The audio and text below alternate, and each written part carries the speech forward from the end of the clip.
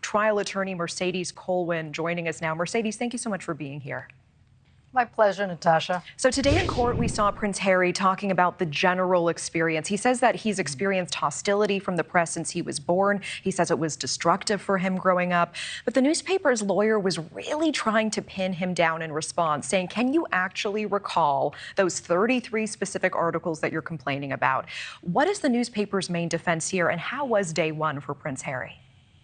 One of the biggest challenges for Prince Harry is simply that he doesn't have the forensics to establish that his phones were actually hacked for a 20-year period. We're talking about 1991 to 2011.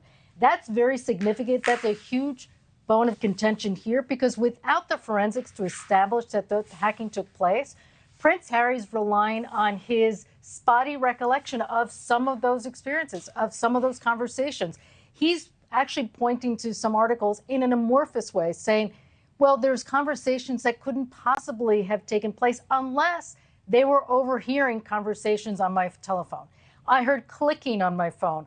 I had messages on my phone. So this weird sort of amorphous recollection. Unfortunately for Prince Harry, there's two things at issue. One, these are stale claims. When we're talking about hacking that took place over a 20-year period, which, by the way, took place 12 years ago at the latest, and the 6-year statute of limitations that these types of claims have, those are big, significant defenses that the defense are going to harness over Prince Harry. And frankly, that does have some traction. Interesting. So at this point, with your experience and expertise, do you think that this is not a particularly strong case that Prince Harry is bringing against these tabloids?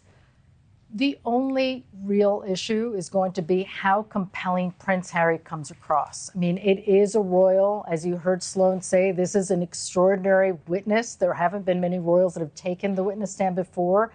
If he comes across compelling, and we have seen him many, many times, he grew up on the screen. Obviously, there's a lot of public perception about his credibility.